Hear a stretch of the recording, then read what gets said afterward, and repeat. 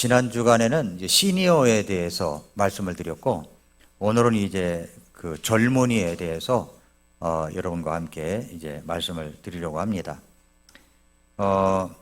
오늘은 젊은 세대에 꼭 전해야 할 역사가 가르친 4가지, 그리고 성경이 확인한 4가지 그 메시지를 같이 나누도록 하겠습니다. 오늘 말씀처럼 무엇이든지 전에 기록된 것들은, 이게 역사 아닙니까?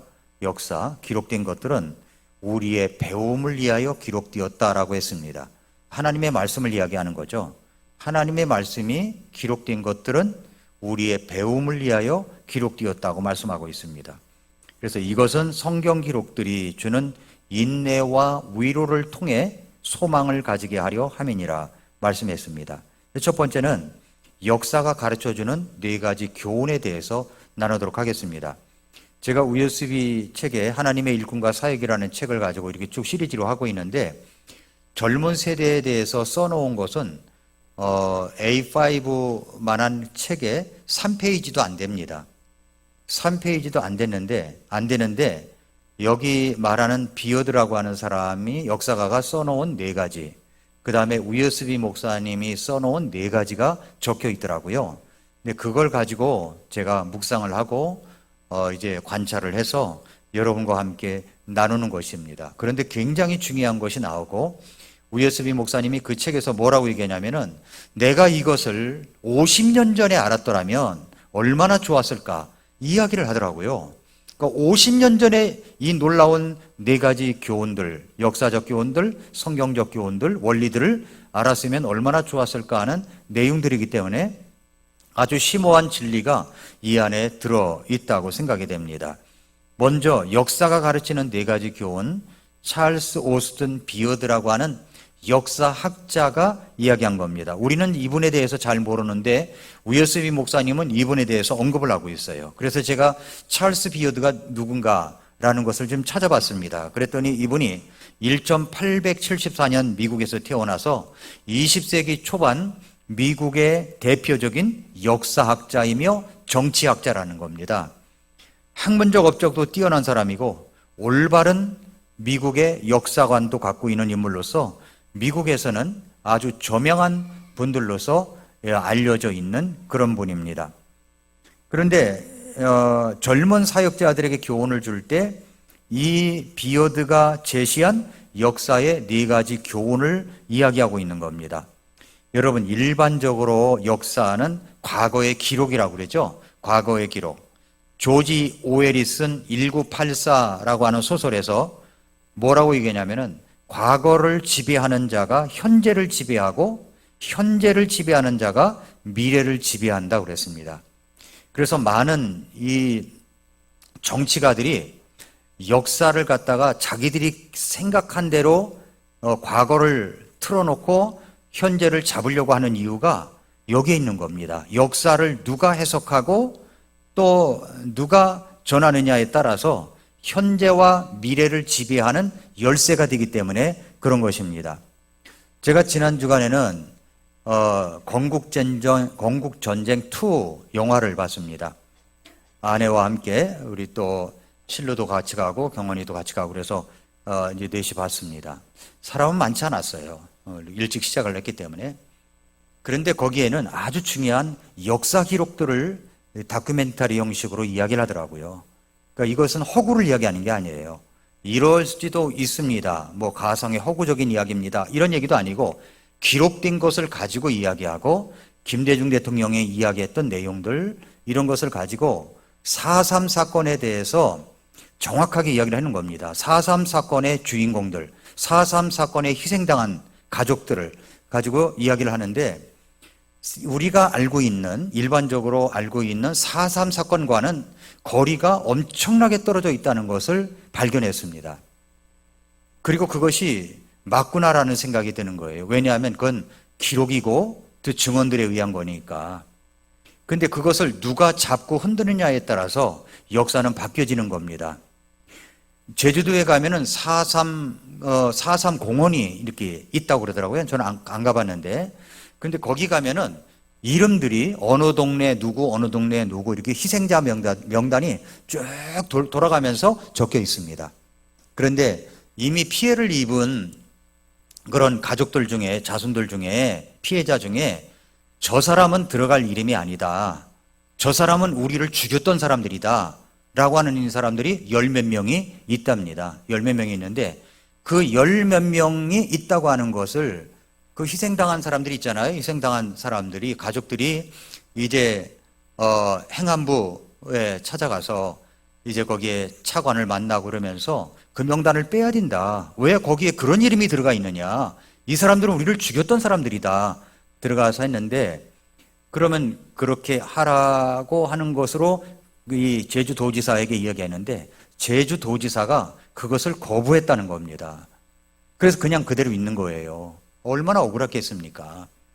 그걸 보면서 광주에서도 일어난 사건에 이름을, 명단을 공개해야 되는 거 아닙니까? 그 공원에다가 이름을 쭉 걸어놔야 되는 거 아닙니까? 이름들을 전부 다 광주 민주화를 위해서 했던 사람들이라면 이름을 쭉 걸어놔야 되는 마땅한 것이라고 생각합니다. 4.3 사건 이름 기록한 것처럼. 그런데 이름을 밝히질 않아요. 왜 그럴까요? 저희 처갓집이 전라도예요. 저희 처갓집이 전라도이기 때문에 참 저는 가슴 통탄할 일이 뭐냐면 참 전라도의 순진한 이런 사람들이 어쩌면 희생을 당할지도 모른다 이런 생각이 드는 겁니다. 명단을 왜 공개를 안 합니까? 공개를 해야 마땅하는 거 아닙니까? 얼마나 위대한 일이에요. 광주 민주화를 위해서 일했던 사람이라면 이 명단을 내놔야죠. 안 내놓는 이유가 뭐냐? 추리해 보면 그것은 공개되지 않아야 될 사람이 들어가 있는 겁니다. 그리고 정부에서 혜택을 전부 다 받고 있기 때문이 아닌가. 저는 그렇게 생각을 하는 겁니다. 여러분, 여수반란 사건이 일어나고 그들이 북한으로 넘어갈 때, 그 공산당들이죠. 넘어갈 때 전라도, 정읍 이쪽 저쪽이에요. 희생당한 사람들이 그렇게 많다는 거예요. 공산당들이 다 죽이고 갔다는 겁니다. 다 죽이고 갔대요. 그게 공산주의예요. 그게 공산주의예요. 얼마 전에 이제 그 중국 베이징에서 이제 시진핑과 푸틴과 김정은이 공산주의 세 사람이 나란히 걸으면서 담소한 내용이 공개된 적이 있습니다. 그랬더니 이 사람들이 뭐라고 얘기했냐면, 시진핑이가 뭐라고 그랬냐면은 이제는 모든 문명이 발달하고 의술이 발달했기 때문에 자기들은 150살 이상 살 수 있다는 겁니다. 왜냐하면 장기를 이제 교체하면 된다는 거예요. 그게 무슨 말입니까? 장기 남의 것을 가지고 내 몸에 들어놓는다는 거죠. 그거는 억울하게 죽는 사람도 있을 수 있다는 얘기입니다. 그런 장기 매매들이 중국에서는 아주 널리 퍼져 있는 이야기예요. 그게 공산 국가들이 하고 있는 짓들입니다.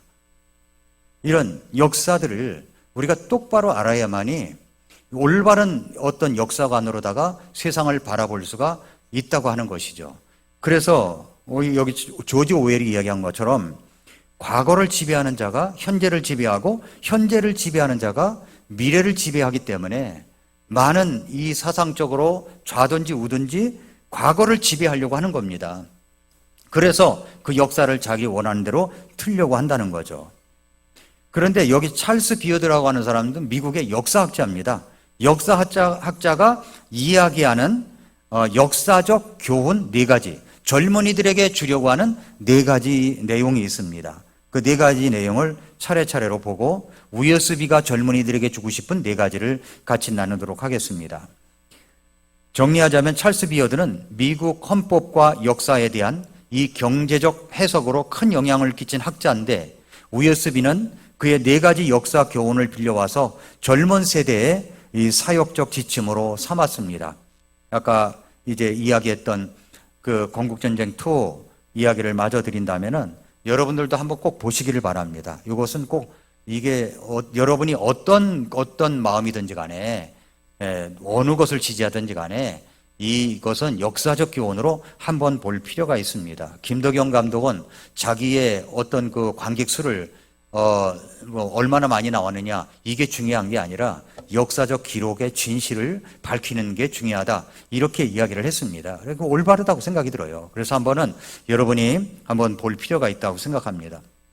자, 그러면 먼저 비어드 학자가 이야기하는 역사적 교훈 4가지입니다. 첫 번째 교훈은 뭐냐면 권력은 교만을 낳고 멸망을 부른다라고 하는 겁니다. 아주 중요한 얘기를 해요. 무슨 얘기냐면 찰스 비어드는 역사를 연구하면서 이렇게 말했어요. 신들은 멸망시키고자 하는 자에게 먼저 권력을 주어 권력에 미치게 한다. 이거 중요한 말입니다. 신들은 멸망시키고자 하는 자에게, 저 사람 멸망시켜야 돼, 내가. 권력을 준다는 거죠.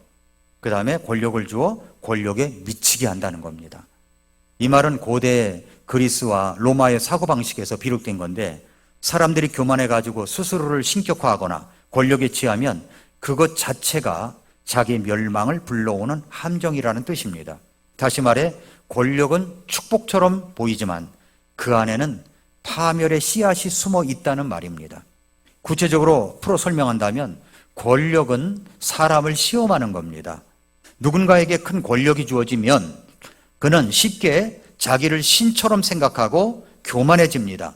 처음에는 잘 다스리는 것 같아도 점점 권력 자체에 중독이 되어버리는 겁니다. 권력 중독은 교만을 낳습니다. 교만. 권력이 높을수록 주변의 충고를 무시합니다. 자기 생각이 옳다고 믿습니다. 결국 스스로를 절대적인 존재로 착각합니다. 교만은 결국 멸망을 불러온다는 거죠. 잠언 16장 18절 말씀처럼 교만은 멸망 앞에 온다고 그랬죠. 권력에 취한 교만은 하나님의 심판을 불러오고 그 인생을 몰락하게 되는 겁니다. 예를 들어서 성경에도 그런 얘기 나오잖아요. 바벨탑을 쌓는 사람들이 있었죠. 하늘에 닿는 탑을 세워서 자기들의 이름을 내려고 했지만 하나님께서 그들의 언어를 흩으셔서 모두 다 뿔뿔이 흩어지게 했습니다.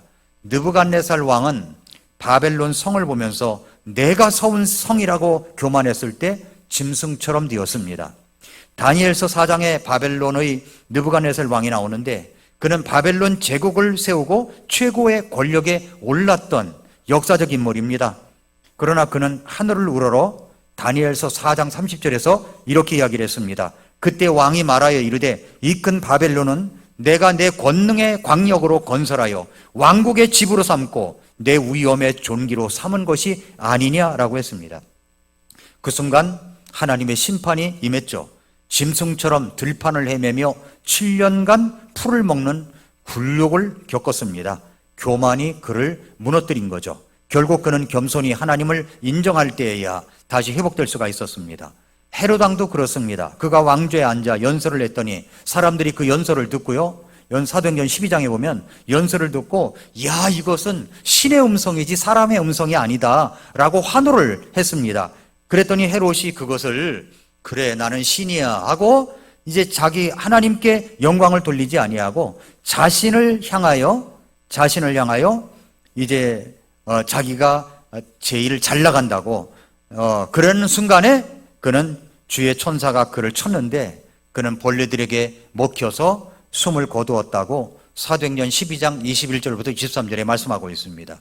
모두 권력에 취해서 자신을 높인 순간에 심판이 임했습니다. 오늘날도 마찬가지입니다. 어떤 이에게 빠른 승진이나 큰 직분이 주어졌을 때 그것이 하나님의 축복 같지만 사실은 시험일 수가 있다는 겁니다. 그래서 권력은 사람들을 드러내지만 동시에 그의 내면을 무너뜨릴 수 있습니다. 그러므로 젊은 일꾼일수록 직분에 미치지 말고 은혜에 미치라는 교훈을 받아야 돼요. 직분에, 자기 어떤 서열에 이런 것이 아니라 하나님의 은혜 속에 사는 것에 더 열광을 해야 된다는 겁니다. 정리하면 비어드의 말은 이렇게 풀 수가 있습니다. 사람을 멸망시키려면 권력을 주라. 그 권력에 도취되어 교만해지는 순간 그는 스스로 무너질 것이다 라고 하는 겁니다. 어느 권력이나 다 똑같은 겁니다. 권력은 사람을 시험하고 교만은 결국 파멸로 이끈다는 뜻입니다. 권력이나 직분은 하나님께서 맡기신 도구일 뿐이에요. 도구. 여러분이 교회 안에서 어떤 직분이나 어떤 타이틀을 갖고 있다고 생각합시다. 그거는 자기의 명예를 위한 게 아니에요. 명예를 위한 게 아니에요. 명함에다가 전부 다 뭐 어느 교회 장로니 뭐니 이거 가지고 막 줄줄이 써붙이고 다니는 사람 있죠? 그런 사람들 믿지 마세요. 아주 교만한 겁니다. 그러므로 우리가 어떤 타이틀이 있건 없건 충성된 사람이 돼야 되지만 어떤 직분을 맡았다든가 이러면은 겸손하게 하나님 앞에 쓰임받는 도구로 드려져야 된다는 거죠. 교회에서 집사라고 하는 것은 그냥 일꾼입니다. 우리 교회는 그냥 운영위원으로서 집사님들이 감당하고 있지만 여기 집사직을 안 받은 가운데 세울 분들 굉장히 많아요. 그러나 교회가 어느 정도 집사의 인원이 되어서 운영을 해야지 모든 사람이 다 집사일 수는 없다 생각하기 때문에 그냥 형제, 자매 이렇게 부르는 것이 가장 편안한 겁니다. 그런데 그런 타이틀을 하나 얻으면 마치 뭐나 되는 것처럼 하면은 그건 문제가 있는 거죠. 그래서 어느 교회든 목사님들이 하는 이야기가 있어요. 집사가 아닐 때는 참 겸손히 잘 섬겼는데 집사 직분을 세우니까 아주 이상해졌다. 이런 사례들이 참 많거든요.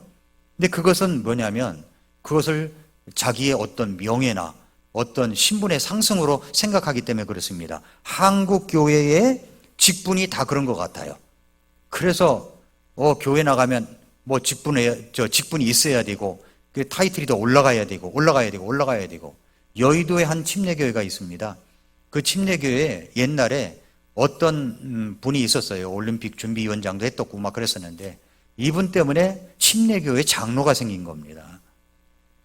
타이틀이 집사라고 그러니까 이게 면목에 안 서는 거예요. 그러니까 교회에서 그걸 달라고 하니까 어쩔 수 없이 한 겁니다. 제가 생각할 땐 그래요. 어쩔 수 없이 한 거예요. 그런 것이 하나 도미노선이 딱 이제 무너져 버리니까 기침에서는 너도 나도 이제 장로를 세우고 나중에는 지금은 여자 목사까지 뭐 총회를 하면은 상정을 해가지고 그것을 투표를 하게 되고 부결되고 이런 일들이 일어나고 있다고 하는 겁니다. 그래서 우리는 권력은 어떤 직분은 사람을 시험하는 겁니다. 그것을 가지고 하나님을 섬기는 도구다 이렇게 믿고 섬길 때 가장 아름다운 것입니다. 비어드가 한 이야기 가운데 두 번째가 있어요. 하나님의 심판은 반드시 이루어진다라고 하는 겁니다. 역사학자가 얘기하는 겁니다. 하나님의 심판은 느리게 오지만 반드시 철저히 이루어진다라고 하는 겁니다. 하나님의 심판은 지연되는 것처럼 보일지라도 결코 취소되지 않는다는 뜻입니다. 사람들은 하나님의 침묵을 허용으로 착각할 수가 있습니다. 하나님은 반드시 공의로 심판하십니다. 심판하셔요. 전도서 8장 11절에 악한 일에 대한 판결이 신속히 집행되지 아니하므로 그런 까닭에 사람들의 아들들의 마음이 악을 행하려고 그들의 속에서 완전히 고정되어 있느니라. 사람들은 죄를 짓고도 당장 벌을 받지 아니하면 괜찮구나 이렇게 생각을 해서 계속 죄를 짓습니다. 그래서 더 대담해지고 더 깊이 죄 가운데 빠집니다. 이것이 인간의 어리석음입니다. 그러나 하나님의 시간은 인간의 시간과 달라요. 하나님은 오래 참으시며 기회를 주시는 겁니다. 하지만 그 인내는 결국은 심판으로 이어진다는 겁니다. 하나님이 이제 침묵하고 있다는 것이 심판의 부재가 아니라는 말입니다. 베드로후서 3장 9절에 그랬죠. 주께서는 자신의 약속에 대해 어떤 사람들이 이행이 더디다고 생각하는 것까지 더디지 아니하시며 오히려 우리를 향해 오래 참으사 아무도 멸망하지 아니하고 모두 회개에 이르기를 원하시느니라. 하나님이 당장 심판하지 않으시는 이유는 회개할 기회를 주시기 위함입니다. 노아 시대도 그랬죠. 하나님은 홍수 심판 전에 120년 동안 방주의 문을 열어두신 겁니다. 소돔과 고모라 심판 전에도 하나님은 아브라함의 중보기도를 들어주셨습니다. 하나님은 오래 참으십니다. 그러나 그 참으심 뒤에는 반드시 공의로운 심판이 있습니다. 이집트의 파라오도 그랬습니다. 여러 차례 하나님께서 기회를 주셨죠. 10가지 재앙을 내리는 것은 기회를 주신 겁니다. 끝내 마음을 강팍해 하자 홍해에서 심판을 받게 됩니다. 이스라엘 백성들도 그랬습니다. 가나안 땅에 들어가기 전에 광야 40년 동안 불순종 때문에 심판을 받았습니다. 신약 성경에 와서 사도행전에 아나니아와 삽비라 이야기가 나오죠. 교회 안에서 거짓말을 하다가 즉시 심판을 받았습니다. 하나님의 심판은 늦을 수도 즉각적일 수도 있다는 거죠. 반드시 공의롭게 임하십니다. 그러므로 하나님의 눈을 의식해야 되고 심판을 기억해야 되고 회개의 기회를 붙잡으라 하는 것이, 이것이 바로 두 번째 비어드가 이야기한 가운데 주는 교훈입니다. 세 번째, 섬김은 상호적인 축복을 나눈다는 겁니다. 찰스 비어드는 이렇게 말했습니다. 꿀벌은 꽃에서 꿀을 취하지만 꽃을 번식시키기도 한다.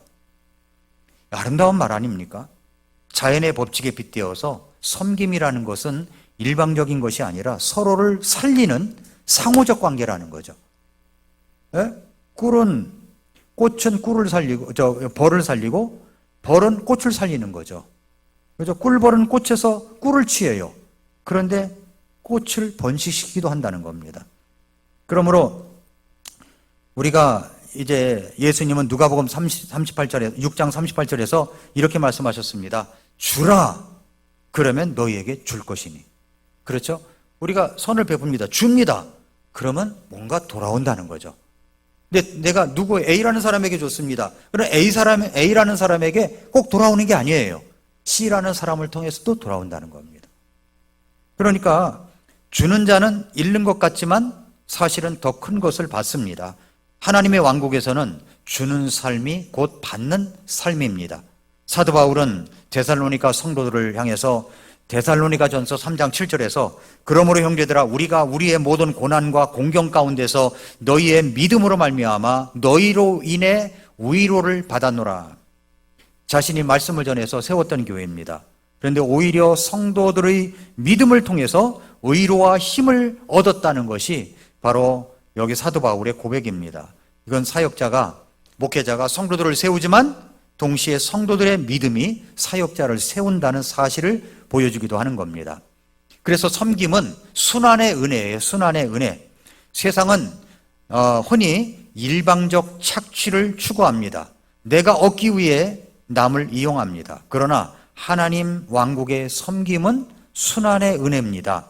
내가 섬기면 그 섬김이 다시 나를 세워준다는 거죠. 내가 주면 주님께서 다른 통로를 통해서 나에게 주십니다.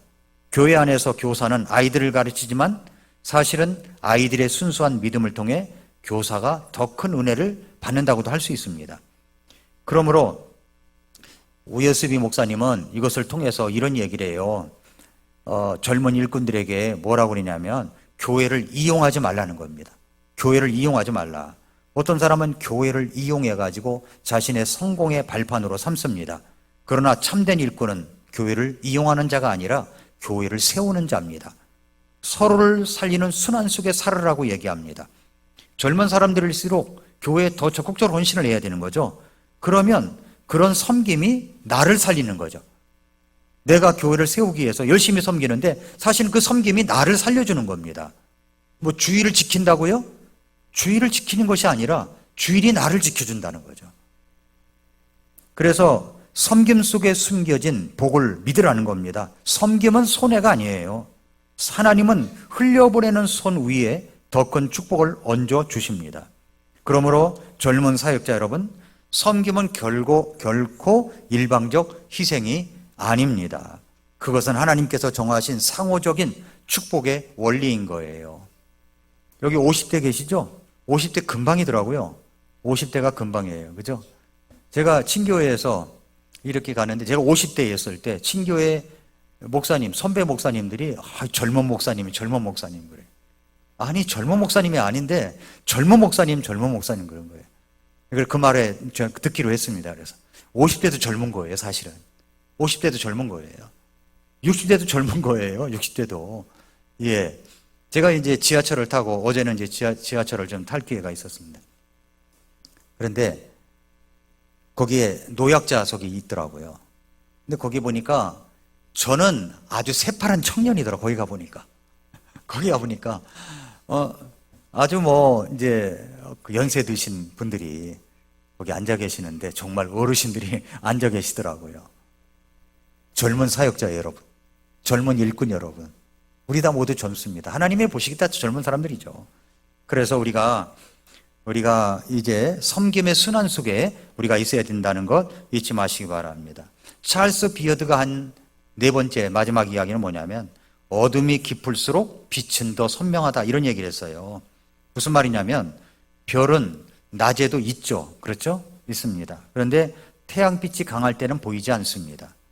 그러나 어둠이 짙어질수록 오히려 그 존재가 뚜렷해집니다. 몽골에 가서 이제 이 별을 본 적이 있습니다. 이 180도가 별이에요.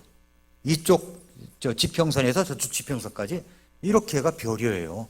근데 그 별을 보기 위해서 그 게르 이제 그 텐트 이제 우리 숙소가 있는데 거기에 이제 전등 불이 이렇게 켜져 있는데 그걸 전부 다 옷을 벗어 가지고 전부 다 덮었습니다. 덮었더니 별이 더 잘 보이는 거예요. 그 서울 시내에서는 별이 잘 안 보여요. 저희 동네로 와 보시면 저희 동네도 그렇지만은 더 나가야 돼 더. 예, 별이 보입니다. 별이 아름다운 별들이 보여요. 그런데 그러면서 이렇게 이야기합니다. 마찬가지로 세상의 죄와 불의로 어두워질수록 하나님의 사람들은 더욱 빛을 발하게 된다고 했습니다. 예수님이 그러셨죠. 너희는 세상의 빛이라. 주님은 제자들에게 너희는 빛이라고 단순한 사실을 선포하셨습니다. 빛은 본질적으로 어둠을 몰아내고 길을 밝히는 역할을 합니다. 빌립보서 2장 15절에서도 이것은 너희가 흠없고 무해한 자들 곧 구부러지고 비뚤어진 민족 가운데서 책망받을 것이 없는 하나님의 아들들이 되게 하려 함이라. 그런 민족 가운데서 너희는 세상에서 빛들로 빛나며 그랬습니다. 어두운 세상 한가운데서 성도들의 존재는 등불과 같은 겁니다. 여러분은요 세상의 등불이에요. 등불, 어둠을 비치는 빛입니다. 세상은 점점 어두워집니다. 그러나 이 어둠은 성도들을 더 빛나게 만든다는 겁니다. 다니엘과 세 친구가 있었죠. 바벨론이라는 가장 어두운 우상숭배의 땅에서 다니엘은 마음속에 작정하여 다니엘서 1장 8절에 보면은 마음속에 작정하여 자신을 더럽히지 않겠다고 작정을 했습니다. 사드락 메삭 아벳노고는 금신상 앞에서 절하지 아무로 왕이 그렇게 하지 않을지라도 나는 절하지 않는다고 이야기를 했습니다. 그런데 이 사드락 메삭 아벳노고는 풀무불 속에 용광로 불 속에 들어가서 빛이 났어요. 믿음의 빛을 발했습니다. 초대교회 성도들도 그랬습니다. 로마 제국의 핍박 속에서 카타콤에 숨어 예배를 드렸지만 그들의 믿음은 오히려 강력한 빛이 되어 복음을 로마 전역으로 확산시켰습니다. 제가 로마에 가서 카타콤베를 가보길 원해요. 카타콤베의 그 지하 길이가 500km가 넘는데요. 500km. 거기는 가이드가 없이는 절대 들어갈 수가 없습니다. 왜냐하면 나올 수가 없으니까요. 들어갔다 하면 길을 잃어버리는 거예요. 근데 그 안에 어린아이 묘지도 있고요. 침례탕도 있고요. 침례를 주는 곳도 있고 그리고 신학교도 있더라고요. 신학교. 그 지하를 갖다 깎아가지고 거기서 교실처럼 만든 공간도 있더라고요. 저는 꼭 가고 싶어요. 그리고 사도 바울이 내가 로마도 보아야 하리라. 사도행전에 그렇게 이야기했죠. 사도행전 19장 28절에 그런데 로마도 보아야 하리라 한 그 장소에서 로마에서 죽었습니다. 순교했어요. 콜로세움 아주 세계의 유일한 어떤 그 참 건축터다라고 얘기를 하지만은 그곳에서 로마 인구만큼이나 사람들이 죽었답니다. 로마 인구만큼이나. 폴리카비라고 하는 초대교회 감독도 거기서 죽었습니다. 그러니까 많은 사람들이 희생당한 곳이에요. 여러분, 이런 곳에 초대교회 성도들도 그들이 어둠 속에서 죽었지만 빛을 발한 겁니다. 그 믿음의 이어짐이 오늘 여기까지 온 겁니다. 우리는 얼마나 편안한 신앙생활을 하는지 몰라요. 그러므로 세상은 점점 더 어두워지고 있습니다. 공산주의 세력이요. 모든 나라마다 안 들어간 나라가 없어요. 이번에 네팔의 청년들이 일어나가지고 들고 일어나서 여러분 거기에 뭐 수상이 쫓겨나 도망치고 또 장관들이 말이죠 도망치다 얻어맞고 쓰러지고 이런 일들이 벌어졌습니다. 이 네팔이 중국 공산당과 손잡고 있었던 나라예요. 세상에 공산당이 공산주의 사상에 안 들어간 곳이 없어요. 미국도 공산주의 사상이 들어가 있습니다. 그렇게 점점 더 세상은 어두워져 갈 것입니다. 도덕적 가치가 무너지고요, 진리와 거짓이 뒤섞이며 교회마저 세속화되는 그런 시대에 살고 있습니다. 공산주의는 기독교인들을 그냥 안 둬요. 여수 순천 반란 사건이 일어나고 난 다음에 이들이 전부 다 공산주의자들이 북한으로 넘어가면서 전라도에 있는 사람들, 기독교인들을 그렇게 많이 죽였습니다. 아니 그냥 가도 되지 않습니까? 그런데 죽이고 갔다는 거예요. 죽이고. 그게 공산주의자들이에요. 북한은 주체사상, 김일성이라고 하는 신을 섬기는 집단입니다. 이런 어두운 세상 속에 우리가 살고 있습니다. 그러므로 우리가 이런 시대일수록 우리의 진리의 빛은 더 귀한 거죠. 오늘날 젊은이들, 젊은 리더들은 세상 가치와 타협하지 않고 말씀 위에 굳게 서야 할 이유가 여기에 있는 겁니다. 어둠이 짙을수록 주님의 빛을 비추는 자는 더 선명하게 드러나서 하나님께 쓰임받을 것입니다. 빛은 숨길 수 없어요. 작은 촛불도 깊은 어둠 속에서는 멀리까지 보이는 겁니다. 마찬가지로 작은 순종과 믿음의 결단이 어두운 세상 속에서 큰 빛으로 작용하게 되어 있습니다. 오늘 우리가 살아가는 시대는 점점 더 어두워지고 있습니다. 그러나 어둠을 두려워하지 마십시오. 오히려 그 어둠이 여러분을 하나님의 빛된 여러분이 더 빛나게 하게 될 것입니다. 진리의 빛을 붙들고 어두운 세상에서 더욱 빛나게 하는 하나님의 일꾼으로 서야 된다는 겁니다. 찰스 비어드가 4가지 교훈은 이렇게 말한 거예요. 권력에 취하지 말고 겸손하라. 심판을 기억하고 거룩하라. 서로 섬김으로 살려내라. 어둠 속에서 빛으로 서라. 이런 이야기입니다. 이것을 워런 우여스비 목사님, 목회자의 목회자라고 하시는 분이 인용을 한 겁니다. 꼭 젊은이들에게 남겨주고 싶은 교훈이고 이것을 내가 50년 전에 알았으면 좋았을 교훈이다 라고 얘기하는 겁니다. 그러면서 여기 워런 우여스비 목사님이 4가지를 젊은이들에게 사역의 원리로 이야기하고 있습니다.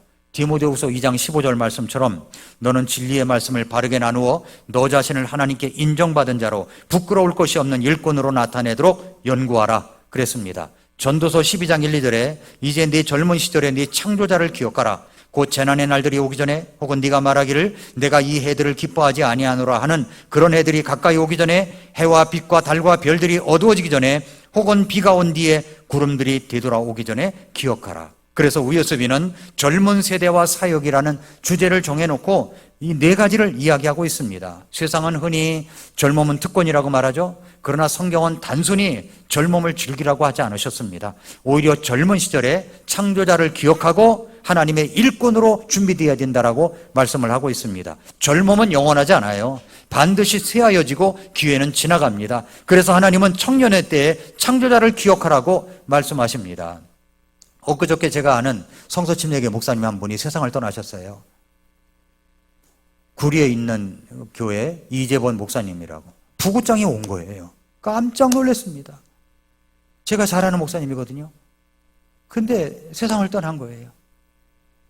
너무너무 깜짝 놀라요. 이왕로 목사님 친구고 그래요. 전부 다 이제 저보다도 연배지만은. 그래서 제가 문상을 다녀왔는데 정말 가족들도 어쩔 줄 몰라 하는 그런 모습을 읽을 수가 있었습니다. 갑자기 세상을 떠나는 거예요. 그러니까 우리도 그럴 수 있다 하는 겁니다. 우리를 쓰세요. 천국 가신 분은, 우리는 안타깝지만 천국 가신 분은 사실 주님 품에 안기면 그보다 행복한 것이 세상에 어디 있겠어요. 그런데 이 땅에 사는 동안 특별히 우리가 건강관리를 잘해야 됩니다. 잘하고 남은 인생을 우리 주님의 영광을 위하여 주님 오실 날 잘했구나, 선하고 신실한 종아, 이런 칭찬받도록 함께 해야 된다는 겁니다. 그 이야기를 젊은 일꾼들에게 우여스비 목사님이 4가지를 주고 있습니다. 첫 번째 원리가 뭐냐면 담장이 세워진 이유를 알기 전까지는 그것을 허물지 말라, 이런 이야기를 했어요. 담장이 세워진 이유를 알기 전까지는 그것을 허물지 말라. 우여스비 목사님은 그 이야기를 이야기하면서 단순히 물리적인 울타리를 말하는 것이 아니라 이것은 신앙과 교리, 그리고 교회의 전통 가운데서 하나님께서 허락하신 경계선을 뜻하는 겁니다. 잠언 22장 28절에 이렇게 말씀했습니다. 네 조상들이 세워놓은 옛 지계표를 옮기지 말라. 옛날 개혁성경에는 지계석을 옮기지 말라 이렇게 되어 있어요. 저는 이 말씀을 아주 감동 깊게 들었던 때를 기억합니다. 행당동교회 강인교 목사님이 설교하실 때 지계석을 옮기지 말라 하면서 믿음과 교리에 대해서 굉장히 강조하셨던 것을 지금도 기억을 해요. 아주 생생하게 제 마음속에 사무쳐 있습니다. 그렇습니다. 조상들이 세워놓은 옛 지계표, 옛 지계라는 말은 땅의 경계표입니다. 담장과 같은 거죠. 네 땅과 내 땅의 담장과 같은 거예요. 당시 이스라엘에서는 조상들이 정한 땅의 경계를 함부로 옮기면 가문과 기업을 침해하는 중대한 범죄가 되었습니다. 하나님은 이 말씀을 통해서 믿음과 삶의 울타리를 지키라는 교훈을 주시고 있습니다. 오늘날 젊은 세대는 끊임없이 새로움을 추구하지 않습니까? 옛것은 낡았다, 이제는 다 바꿔야 한다, 이런 생각을 하기 쉽습니다. 예배 스타일도 바꿔야 되고, 젊은이들이 좋아하는 스타일로 바꿔야 되고, 복장도 바꿔야 되고, 음악도 바꿔야 되고, 다 바꿔야 된다, 이렇게 이야기를 하지만 아니라는 거예요. 교리와 전통의 담장, 교리와 진리의 담장은 선배들이 괜히 세운 게 아니라는 겁니다. 그것은 수많은 성도들이 피 흘리며 지켜낸 복음의 경계입니다. 경계. 초대교회 성도들은 황제 숭배를 거절하면서 순교했습니다. 종교 개혁자들은 성경의 권위를 위해 목숨을 내어놓았습니다. 선배 목사님들은 세상의 유행을 거부하고 오직 복음의 순수성을 지키기 위해 싸웠습니다. 이 모든 신앙의 울타리는 하나님께서 교회를 보호하시기 위해서 허락하신 것이고, 우리가 함부로 무너뜨릴 수 없는 막중한 담장이라고 하는 겁니다. 담장. 그러나 오늘날 교회 안에서는 시대가 변했으니 교리도 바꾸자, 전통도 버리자, 예배 형식, 교리의 가르침, 성경 번역 문제까지 옛 지계를 무너뜨리려는 시도가 끊임없이 있습니다. 하지만 성경은 분명히 이야기하죠. 너희 조상들이 세워놓은 옛 지계표를 옮기지 말라라고 하는 겁니다. 믿음의 담장을 허무는 것은 자유가 아니라 스스로를 세상과 사탄의 공격에 노출시키는 일이라는 거죠. 그러므로 젊은 일꾼들에게 주는 메시지가 분명합니다. 먼저 배워야 됩니다. 믿음과 교리를 철저히 배우십시오. 그 다음에 존중하십시오. 말씀의 경계와 신앙의 울타리를 가볍게 여기지 말고 존중하라는 거죠. 그것이 우리의 안전지대이기 때문입니다.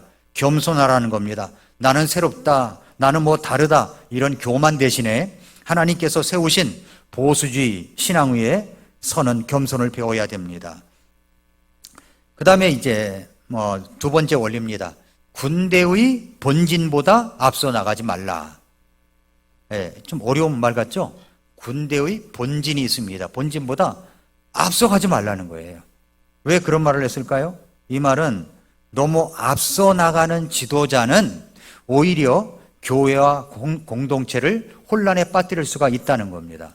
젊은 사역자들에게는 열정이 있잖아요. 더 빨리, 더 크게, 더 새롭게 해보고 싶습니다.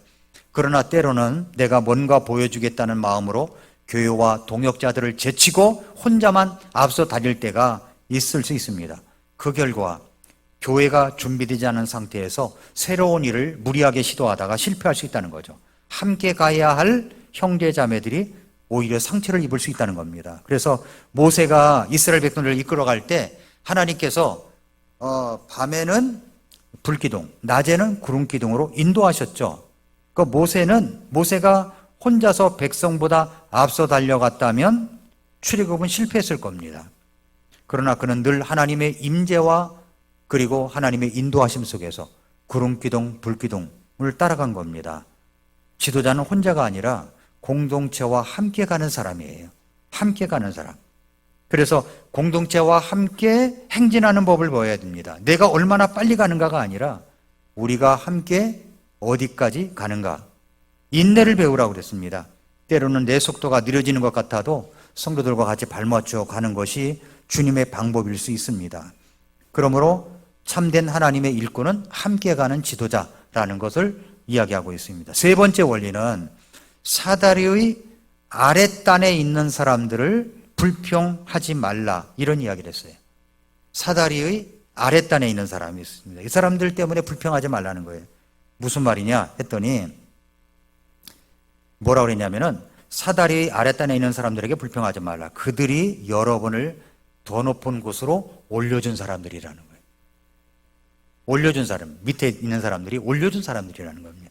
즉 우리가 더 높은 자리에 서 있을 수 있는 것은 밑에서 받쳐주고 있는 수많은 사람들의 헌신 덕분 때문이라는 겁니다. 오늘날 젊은 세대는 흔히 성공과 성과를 중시합니다. 그래서 자기 이름을 드러내지 못하게 하는 이들을 무시하거나 평범한 성도들의 기도를 가볍게 여기는 유혹에 빠질 수가 있습니다. 우리 함께 모여서 기도합시다. 기도를 가볍게 여길 수가 있어요. 그러나 사실은요, 그런 기도가 나를 서 있게 하는 발판이 되는 거예요.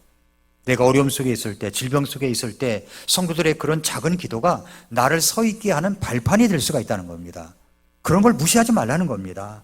마태복음 20장 26절부터 28절에 보면은 높아지고자 하면 낮아지게 되고 낮아지면 높아진다. 그래 섬김을 받기보다 섬겨야 된다라고 말씀을 하고 있습니다. 예수님께서 요한복음 13장에서 제자들의 발을 씻기셨죠? 여러분 다른 사람의 발을 씻겨보신 적이 있으십니까? 다른 사람들의 발을.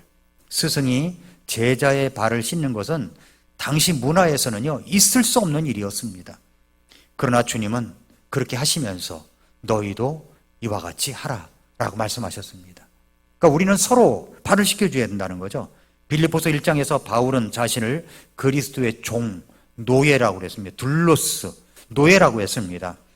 교회를 위해 헌신한 성도들을 늘 감사히 여기면서 자신의 사역이 성도들의 믿음과 기도로 세워졌다고 고백하고 있습니다. 그러므로 사다리 밑에 있다고 무시하지 말라는 거죠. 성도들을 존중해 줘야 되는 겁니다. 서로 존중해 줘야 돼요. 작은 일꾼을 귀히 여겨야 되는 겁니다. 따뜻한 손을 붙잡고 이야기해 줘야 되고 평범한 성도, 이름 없는 봉사자, 묵묵히 섬기는 자들을 귀히 여기는 것이 참된 지도자의 태도입니다. 교회의 역사는 이름 없는 성도들의 기도와 헌신으로 이어져 왔습니다. 그러므로 우리는 어떤 사람이 되어야 되느냐? 밑에서 떠받치는 리더가 되어야 됩니다. 떠받쳐주는 리더. 나 밟고 올라가. 이래야 되는 거야. 나 밟고 올라가. 내가 엎드릴 테니까 담장 넘어가. 그런 거죠. 엎드리면 밟고 넘어갈 수 있잖아요.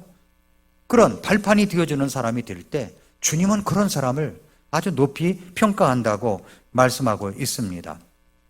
마지막 네 번째 원리는 무지개를 즐기려면 폭풍을 견뎌야 한다. 이렇게 이야기를 했습니다. 무지개를 즐기려면 무지개가 일어났어요. 날이 맑아졌어요. 너무 아름다운 날입니다. 무지개를 즐기려면 뭘 견뎌야 돼요? 폭풍을 견뎌야 합니다. 베드로전서 5장 10절에 그러나 모든 은혜의 하나님 곧 그리스도 예수님을 통해 우리를 부르사 자신의 영원한 영광에 들어가게 하신 분께서 너희가 잠시 고난받은 뒤에 너희를 완전하게 하시고 굳게 세우시며 강하게 하시고 정착시킨다라고 했습니다. 사도 베드로는 흩어진 성도들에게 고난은 잠시요 영광은 영원하다 말씀했습니다. 고난을 통과한 후에야 하나님이 주시는 참된 영광에 이르게 된다는 교훈입니다. 그래서 우예수비 목사님은 화창한 무지개를 즐기려면 폭풍을 감내할 준비를 하라. 무지개가 언제 나타나죠? 비가 오고 폭풍이 몰아친 뒤에 하늘에 걸립니다. 우리도 무지개 보면 막 환호성을 지르잖아요. 근데 몽골에서 무지개를 보면은 이게 180도 무지개, 이 끝 지평선에서 저 끝까지 무지개가 될 때가 있습니다. 너무 아름다워요. 비가 오고 폭풍이 몰아친 뒤에 하늘에 걸리는 거죠. 인생과 사역도 마찬가지입니다. 영광의 무지개는 고난의 폭풍 뒤에만 나타나는 법입니다. 요셉이 그랬습니다. 요셉이 총리의 꿈을 보여주셨지만 처음부터 꿈을 꿀 때 너 이제 나중에 이집트의 총리 될 거야 이렇게 주님이 말씀하지 않으셨잖아요. 우리에게도 마찬가지입니다. 하나님이 너 나중에 10년 후에 이렇게 될 거야, 5년 후에 이력서 이렇게 쓰게 될 거야 이렇게 말씀하지 않으십니다. 그냥 꿈을 꾸어라 말씀하시죠. 그 고난이 없었다면 요셉이 그 감옥에 들어가고 종으로 팔려가고 말이죠. 감옥에 들어가는 고난이 없었다면 이집트의 총리가 될 수 있었을까요? 자, 종으로 팔려갔습니다. 형들에 의해서 구덩이에 들어가 죽어 하면서 구덩이에 집어넣었어요. 그랬더니 좀 봐주자 꺼내가지고서 종으로 팔아버렸습니다. 이집트에. 그래서 보디발의 집에 종으로 들어갔습니다. 성실히 했는데 이 보디발의 와이프가 유혹을 하는 바람에 그걸 아주 절제를 하고 딱 잘라 해다가 모함을 받아가지고서 감옥에 들어갔습니다. 그게 뭐냐면 보디발의 집 종으로 팔려간 것도, 보디발의 집도, 감옥에 들어간 것도 이게 달인 거예요, 달이. 그곳에 갔어야 왕의 신하를 만날 수 있었습니다. 그래서 이집트 왕에게 이제 꿈을 잘 풀더라, 그 이야기가 들어갔고, 그래서 불려냈고, 이스라엘, 이집트에 흉년이 오고 풍년이 온다는 꿈 해석을 했을 때, 이 사람보다 지혜로운 사람이 누가 있느냐 해서 총리가 될 수가 있었던 것이죠. 그러므로 우리가 고난이 올 때 이게 징검다리구나, 나를 영광으로 이끄는 징검다리구나, 이렇게 믿고 기다리고 인내하고 그럴 때 하나님께서 축복해 주시는 겁니다. 다윗도 그렇죠. 사울에게 쫓기며 광야를 떠들고 동굴 속에 숨어 지내는 시간을 보냈습니다. 그러나 그 광야 생활은 단순한 고난이 아니라 왕으로 준비되는 훈련의 학교였어요. 다윗은 눈물의 시편 속에서 하나님을 더 깊이 배운 거예요. 고난이 오면 하나님을 더 깊이 배워야 됩니다. 주님은 그걸 원하세요. 그리고 다윗은 참된 목자로 다듬어졌습니다. 그래서 지금도 다윗 왕 하면은 이스라엘 백성들이 그렇게 존경하는 왕 아닙니까? 예수 그리스도, 인류의 구원은 십자가의 고난을 통해서만 가능했습니다. 부활의 영광은 반드시 십자가의 고통과 무덤을 통과한 후에야 가능했습니다. 주님께서 친히 보여주신 길은 고난 후 영광의 길이었습니다. 그러므로 우리가 고난이 올 때 이것은 영광이 오기 전에 잠깐 있다라고 우리가 믿고, 하나님은 폭풍을 허락하실 때 우리를 무너뜨리려는 것이 아니라 우리를 더 단단하게 세우시려는 하나님의 뜻이 숨어 있다는 것을 우리가 꼭 눈여겨봐야 됩니다. 폭풍 뒤에 무지개가 나타나듯 시련 뒤에 하나님의 위로와 영광이 임합니다. 고난을 피하지 말고 고난을 통해 성장을 해야 됩니다. 사역자는 고난을 두려워하지 않고 그것을 하나님의 손길로 받아들여야 합니다. 그 과정을 통해서 더 단단한 하나님의 일꾼으로 빚어지게 될 것입니다. 자, 우리 교회도 앞으로 이제 큰 과제가 있습니다. 그러면 앞으로 이제 3년 동안 우리가 임시거처지에 있다가 와야 되는데 사실 그 자체가 고난이에요. 그렇지 않습니까? 지금 이 자리를 보면은 참 이만한 자리도 없다, 이렇게 생각될 때가 참 많습니다. 저는 그렇게 많아요. 그러나 우리가 이제 임시로 거쳐야 할 곳이 2, 3년 동안 거쳐야 할 곳이 불편할 수 있어요. 그러나 그 고난일 수 있습니다. 그러나 고난 뒤에는 더 큰 영광이 온다는 것을 우리가 반드시 기억할 수 있어야 됩니다. 여러분의 인생도 마찬가지예요. 지금 폭풍의 한밤중에 있을 수 있습니다. 누구나 무지개를 원하지만 폭풍은 피하고 싶어 합니다. 그러나 하나님의 길은 항상 고난을 통과하여 영광에 이르는 길을 주십니다. 그래서 우리는 하나님 앞에서 고난 후 영광의 일꾼들이 많이 일어날 수 있기를 바랍니다. 여러분의 인생 속에서도 마찬가지입니다. 여러분의 가정 속에서도 마찬가지입니다. 여러분이 하시는 사업, 진로, 모든 곳에서 지금 고난이 있지만 여러분 기도하고 또 기도하고 나아가야 됩니다. 지금은 이제 AI 시대라고 하죠. 그러니까 AI를 잘 다룰 줄 아는 사람은 젊은이들이 특별히 이제 새로운 어떤 직업으로다가 자리 잡아가지고서 이제 진출하는 것 같아요. 그런데 앞으로는 AGI 시대가 온다고 합니다. AGI 시대는요, 인간의 뇌를 능가할 수 있는 가능성이 많다는 거죠. 그럼 세상이 어떻겠습니까? 너무 놀라운 시대가 돼버리는 거예요.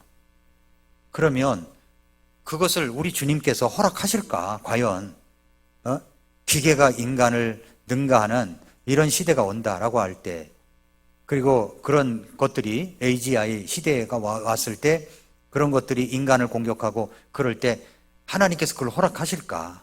하나님이 만드신 인간들을. 저는 그런 것이 오면 세상은 곧 끝난다, 이런 생각이 들어요. 주님이 곧 오시게 될 것이라고 믿습니다. 성도 여러분, 주님 오실 그날까지 우리가 해야 될 일은, 언제 어느 때 우리가 무너질지 몰라요.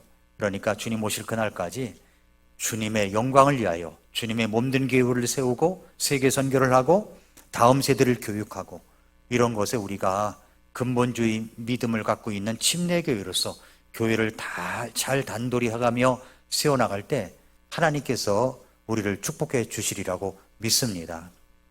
그렇게 여러분의 믿음의 결단을 하고 또 헌신자들이 될 수 있으시기를 축복합니다.